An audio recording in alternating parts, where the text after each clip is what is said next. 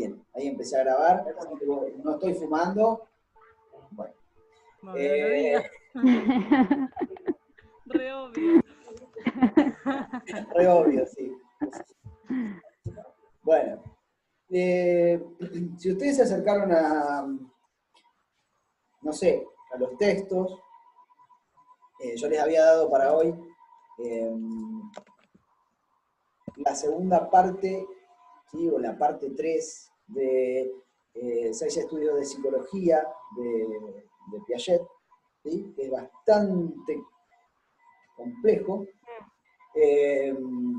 Vamos a tratar de abordarlo, vamos a ir despacio, tratando de abordar lo que en el otro texto, ¿sí? Que ustedes vieron el otro texto que es de psiquiatría, ese de la teoría de desarrollo cognitivo de Piaget, se los plantea de una manera bastante simple. No sé si leyeron los dos textos. Sí. ¿Sí? Bueno, el de la teoría, ¿sí? El que no es de Piaget, vamos a decirlo así, plantea un ordenamiento que, por eso yo se los doy, porque es como bastante más estructurado, ¿sí? O bastante más claro en lo que plantea. Simplemente les doy el de Piaget para que tengan en cuenta, bueno, de dónde sale esto que se plantea en el otro texto, y para que si hay cosas que no quedan claras puedan ir a Piaget para enredarse más. No, para ver si pueden entender a qué se refiere, ¿sí? El autor. Nosotros habíamos visto, digamos, un periodo preoperacional, ¿sí? Ahora, de los 7 años en adelante, más o menos, porque la edad siempre es aproximada, depende de cada sujeto, de cada individuo, eso. Acá Piaget está recortando como un sujeto epistémico, digamos, como un sujeto abstracto, ideal de lo que sería la teoría, ¿sí? Después en la práctica ustedes se van a encontrar con que hay niños que tienen 7 años y todavía no adquieren o no entraron en este periodo que plantea Piaget, ¿no? Entonces se van a encontrar con que tienen 6 años medio, 6 años y ya manejan las operaciones, por lo menos en el comienzo del periodo, como lo haría Piaget. Entonces la edad es algo aproximativo, estamos hablando de un sujeto ideal.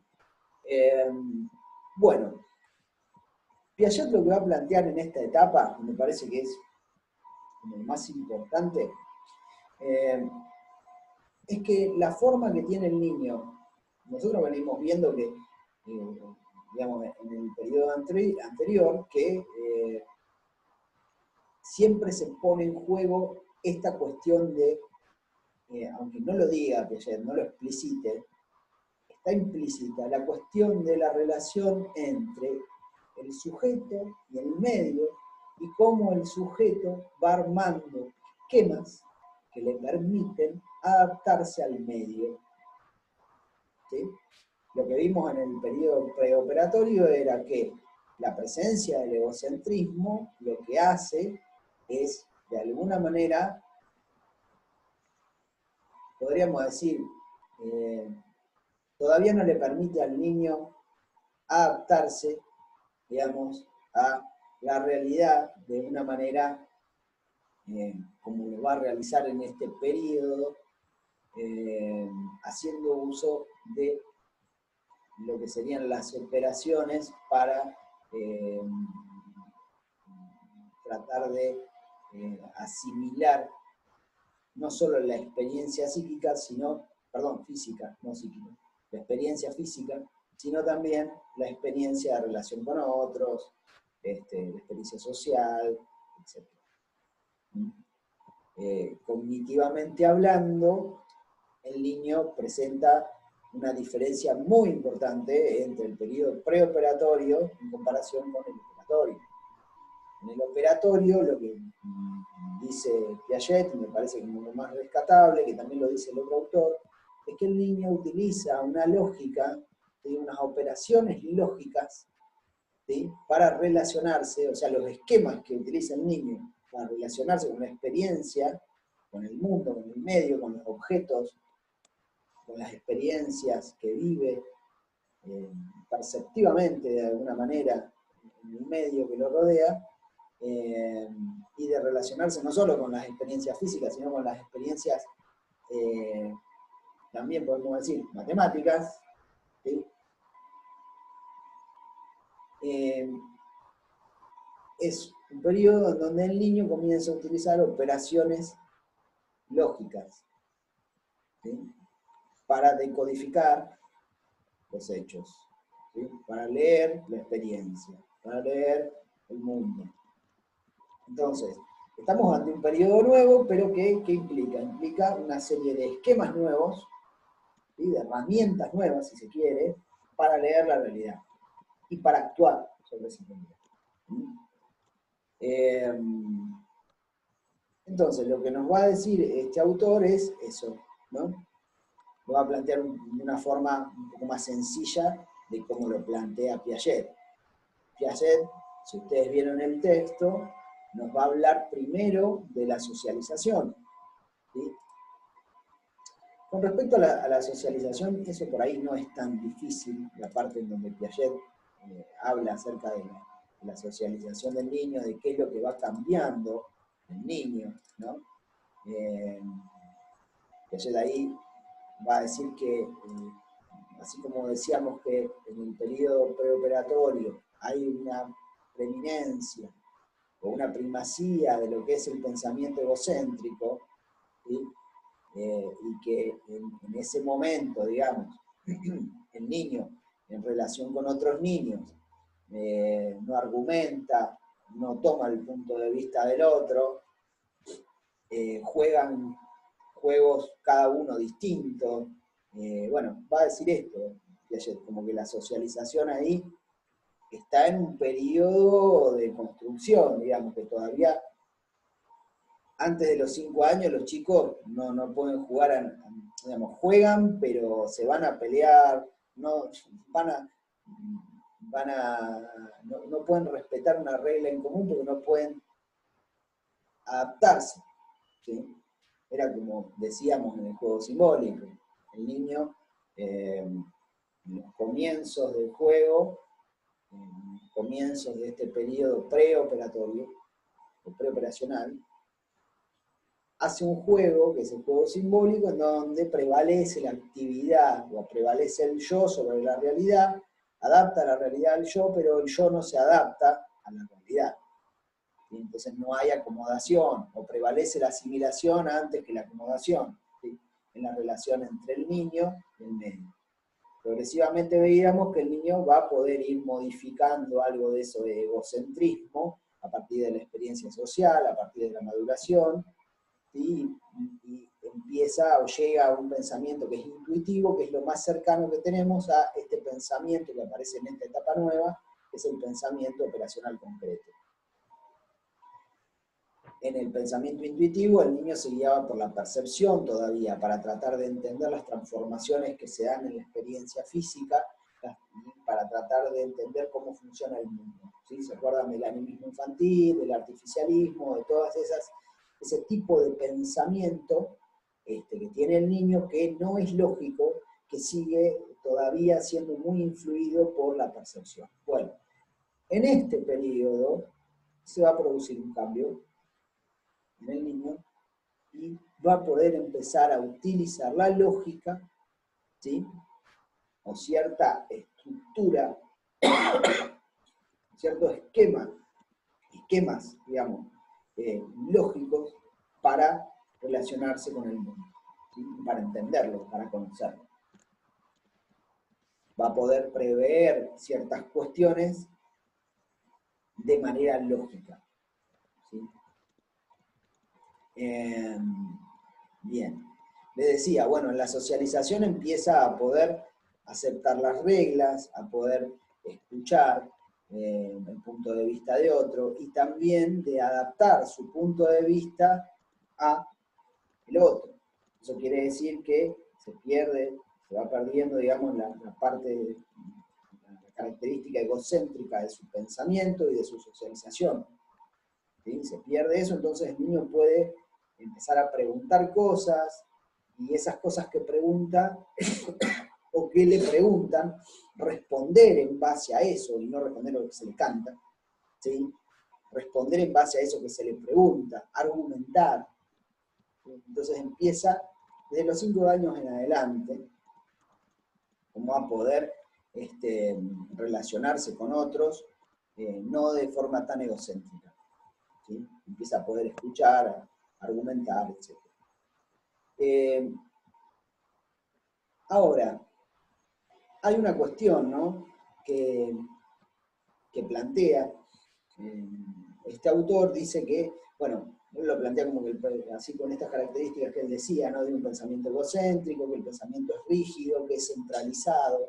Bueno, dice que todo eso se va a ir perdiendo, el pensamiento se va a volver bastante más flexible en el niño, va a aparecer lo que se llama la reversibilidad, que es una de las características, si no la principal característica del pensamiento operatorio.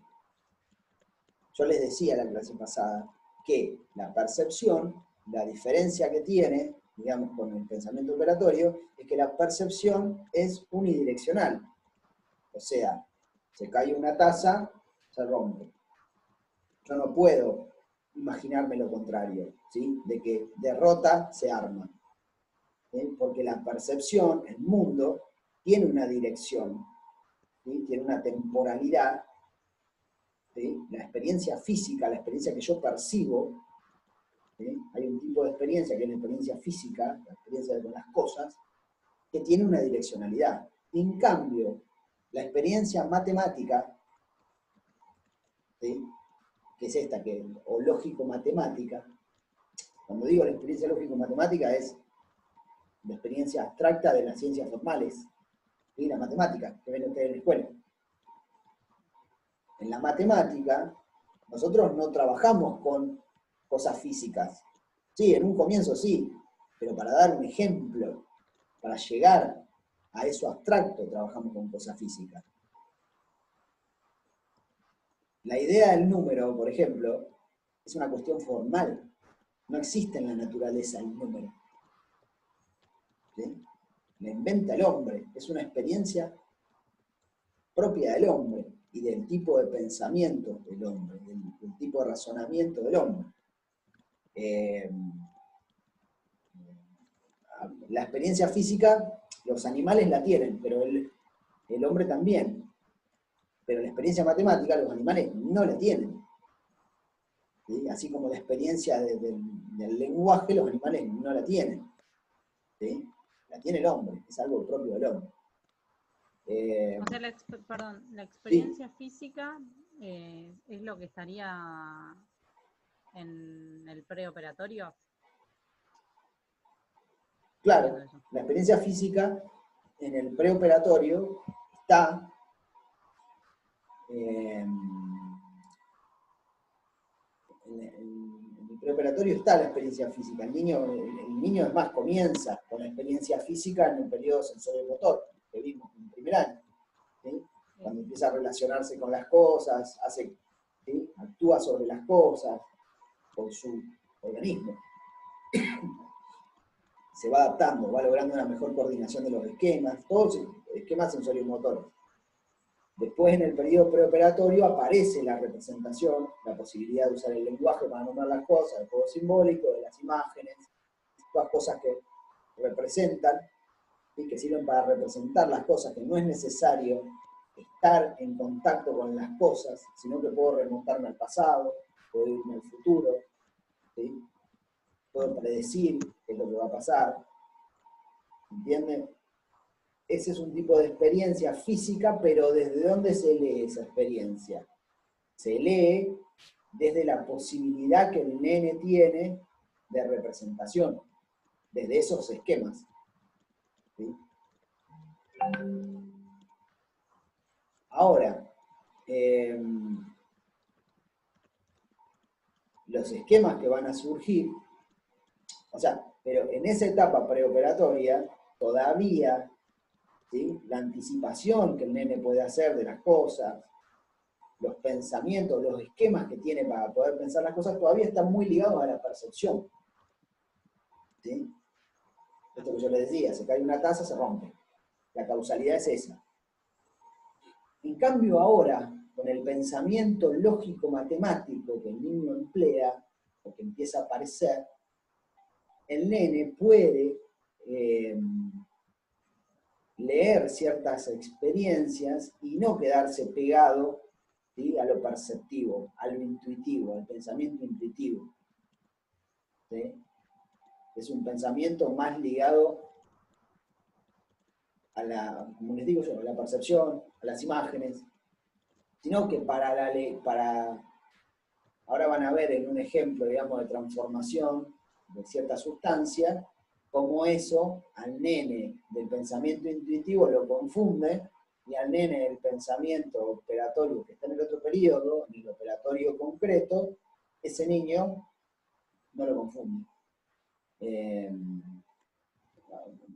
Ahora lo vamos a trabajar.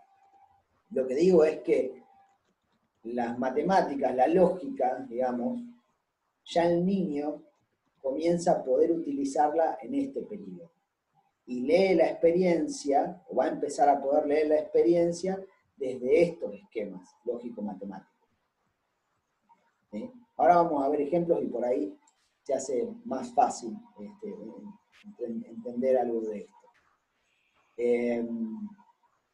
Bueno, yo les decía que se trata de un pensamiento o de una experiencia o de ciertos esquemas, digamos, de lectura de la experiencia que son distintos. Les daba el ejemplo de las matemáticas. Las matemáticas es un sistema formal, no existe en la naturaleza, no existe en los objetos físicos, la matemática. Cuando yo hablo del número, ¿sí?, como formal, como algo formal, no existe en la naturaleza el número.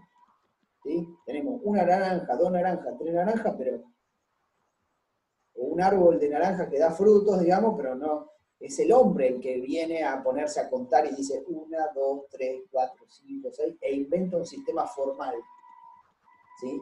No solo para contar las naranjas, sino para sumar, restar, etcétera, etcétera, etcétera. ¿Sí? Eso es algo que, ese sistema, ¿sí?, es parte del conocimiento de la humanidad y que los individuos en la escuela, o a veces no, fuera de la escuela también, pueden ir aprendiendo. ¿Sí? Es una forma de ver el mundo diferente. Una forma de ver el mundo desde esquemas lógico-matemáticos. Aunque ustedes digan, pero un nene de 7 años, lógica matemática, ¿qué mierda me estás hablando? No, sí, utilizan eso. Empieza a pensar de esa manera el niño. ¿Cómo da cuenta de esto Piaget? Digo, porque es Piaget el que dice, bueno, fíjense que el niño a los 7 años, y de ahí hasta los 12, va a ir construyendo toda una serie de operaciones que le van a permitir ir leyendo al mundo desde esta experiencia lógico-matemática. Ahora, ¿cómo llega a eso Piaget? Bueno, llega a partir del tipo de experimento que él, los experimentos o los métodos que él utiliza, digamos, para poder dar cuenta de esto. ¿Sí? ¿Cuáles son los métodos de experimentación que él tiene? Bueno, son las entrevistas con niños, ¿sí?, en donde utiliza un método en donde trata de plantear problemas, ¿sí?, a partir de cosas concretas, de elementos concretos, ¿sí? Y esos problemas implican, digamos, una solución lógico-matemática. ¿Sí?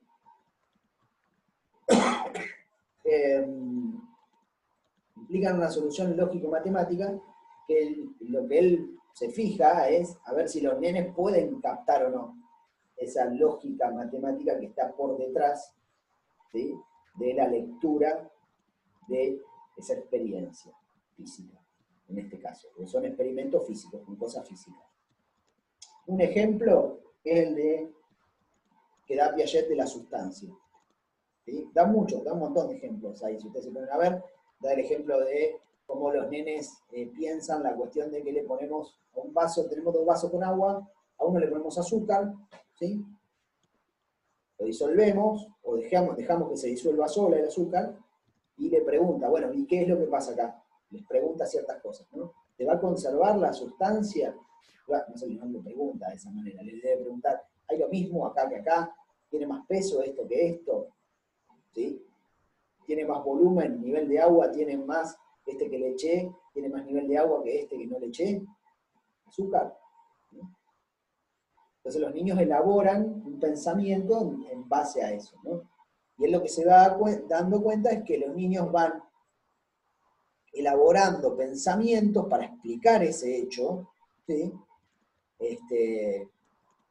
Que en algunos casos todavía no responden a un sistema lógico bien formado, y en otros casos sí, se arriba a un sistema lógico bien formado para la explicación de eso.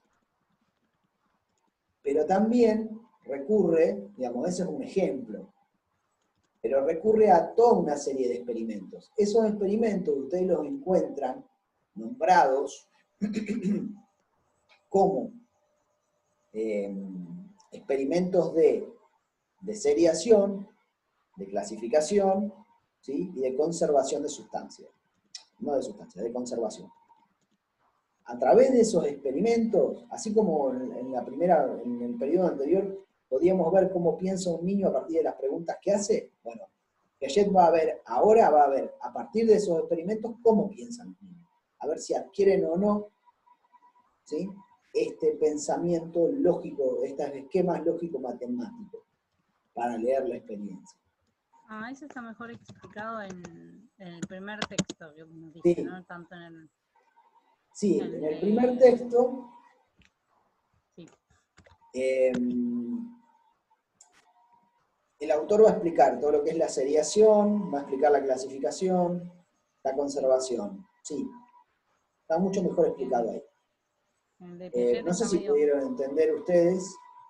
Perdón, Agus, a ver, te escucho muy bajo y... No, que en el de Piaget no está tan... O sea, habla, ahora que estoy pensando, porque lo leímos, pero... lo leí. Pero no le hice tanto hincapié a eso. No me di cuenta en realidad. Por ahí como que lo... No, es que Piaget no explica bien por qué plantea. O sea, lo explica, pero no de una manera tan clara, ¿no? Claro. A por qué utiliza esos experimentos, ¿no? Dice un poco así, bueno, veamos cómo los niños piensan, pero además Piaget en ese texto no es muy amigable porque además cita a el tipo de pensamiento de los presocráticos, de... los griegos. Lo que pasa que, claro, de los griegos. Lo que pasa que él dice, él tiene esta teoría, ¿no? De que el niño en la infancia revive la historia de la humanidad y de cómo fueron distintas culturas pensando las cosas. ¿Sí? Claro. Sí, en un momento habla del atomismo infantil. Sí, que es una teoría el atomismo también. Ah, bien. Claro. Bien. Un segundo. Porque ahí yo puse atomismo infantil, explicar, porque claramente no lo entendí, quería que vos me lo expliques. Pero si no es importante, o sea, si no tengo que hacer hincapié en eso, no lo expliques. Ok. Yo solo porque pensé que era importante. No, me parece que no. No quiero hacer hincapié en eso. Bien, listo. Un segundo, ¿eh? Sí.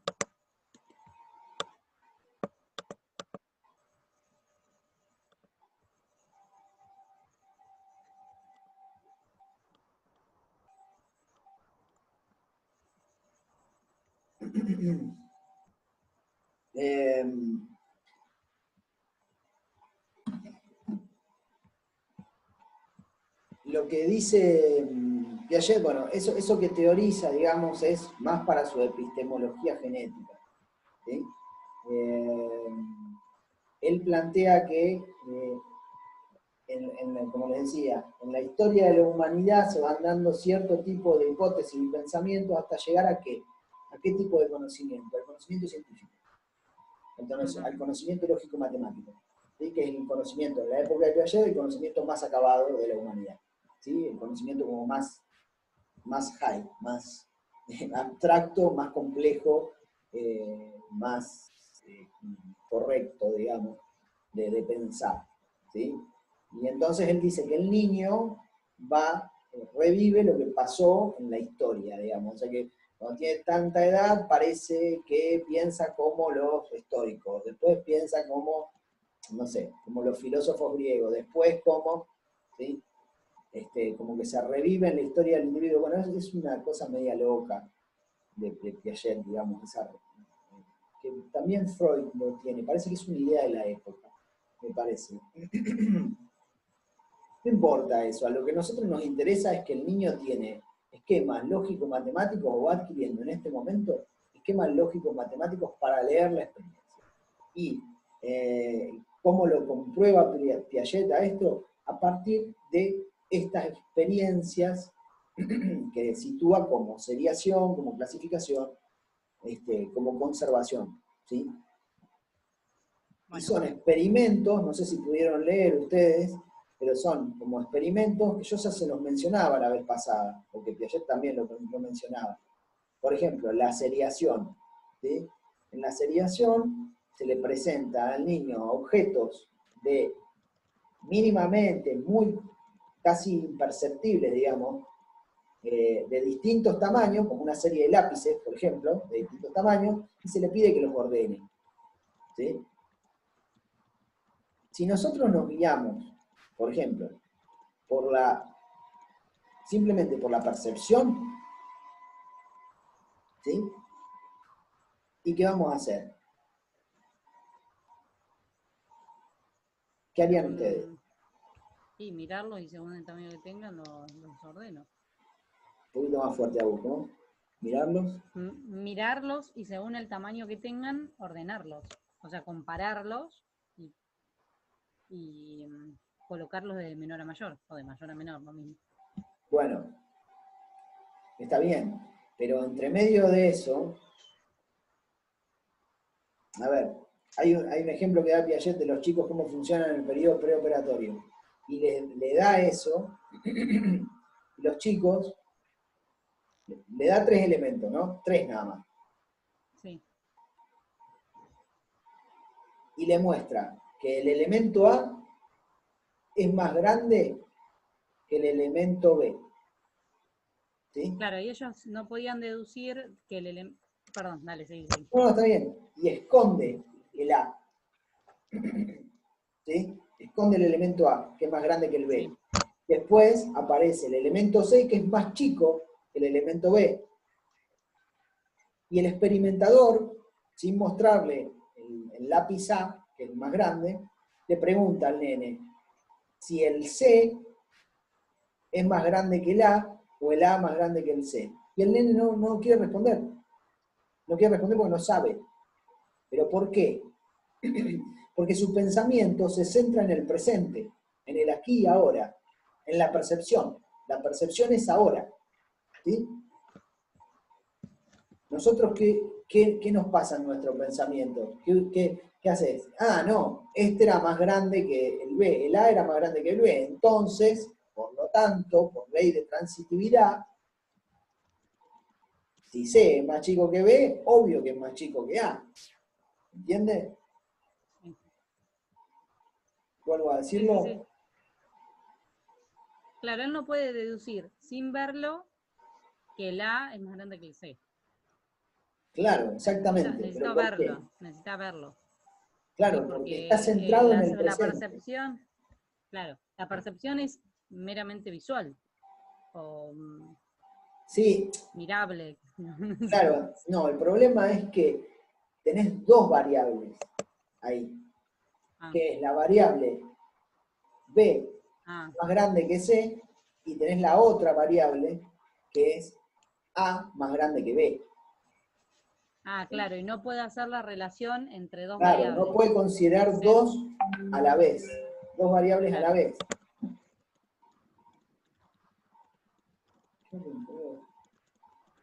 Eso era lo de la centralización, ¿o no? Que se focalizada como en un solo objeto. Eso.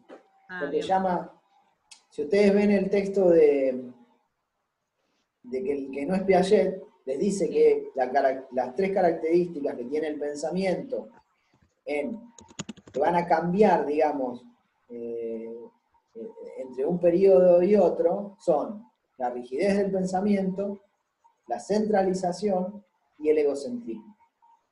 ¿Sí? Son tres características del pensamiento que cambian de un periodo al otro. Se vuelve, la que está mencionando Agustina es la centralización. La centralización es quedarme con esta variable, con esta dimensión, y no con otras, ¿sí? De no contemplar dos variables a la vez. Te lo doy con otro ejemplo, que ya se los mencioné la vez pasada. Agarran una plastilina, ¿sí? La del vaso no. No, sí, la del vaso también es uno. Tengo una bolita de plastilina. Si tuviera... Sí que están, no sé dónde están las plastilinas. Tengo dos plastilinas, ¿sí? Dos bolitas iguales de plastilina, iguales. A una de esas plastilinas la aplasto, ¿sí? Y la hago un choricito, ¿sí? Y la otra queda hecha bolita. A los nenes del preoperatorio, ¿sí? Depende qué es lo que ellos miren, ¿sí? Vos le preguntás, en el preoperatorio, nene menor a 7 años, vos le preguntás, ¿dónde hay más? ¿Cuál es más grande? ¿Dónde hay más? Y bueno, el nene te puede decir, en esta, o en esta, en cualquiera de las dos. Nosotros sabemos que no hay más en ninguna de las dos, ¿sí? Que son iguales. Pero el nene, al considerar solo una dimensión, que puede ser el largo, o que puede ser el alto, va a decir que hay más en una o en la otra, que cambió en una o en la otra, ¿sí? Porque no puede Capaz que considerar las te dos. digan más en la bolita porque como que ven toda la masa junta. Porque si bien esta que aplasté, que dice choricito, no es gordita como la otra, ¿sí? Pero a la vez es más alargada, ¿sí? ¿Entiendes? Es como que hay que considerar dos variables. Lo mismo que el vaso, la experiencia del vaso. Tenemos dos vasos con la misma cantidad de agua. Dos vasos iguales. Y después pongo un vaso más finito, ¿sí? Y tiro el agua de esta al vaso más finito. ¿Sigue habiendo lo mismo? Se está por cortar, chicas. Les armo otra. ¿Sigue habiendo lo mismo? Nosotros decimos que sí, claro. En ese vasito largo va a ser más alto el nivel del agua. El chico puede confundirse y considerar solo el alto como dimensión, como variable, sin considerar el ancho. Al considerar solo el alto va a decir, no, hay más acá porque mirá, es más alto. Nosotros decimos, sí, es más alto, pero es menos ancho. ¿Sí? Estamos considerando dos variables. Perdón. ¡Ay, qué bicha! Ray. Quiero dar la clase esa hoy. Bueno. No, quiero preguntar algo. Dale, pero ¿puedo? armo otra reunión, ¿eh? Ah, porque se va a cortar. Bueno. Sí, queda un minuto. O armo una en Skype. Se la mando por ahí. Así no se corta.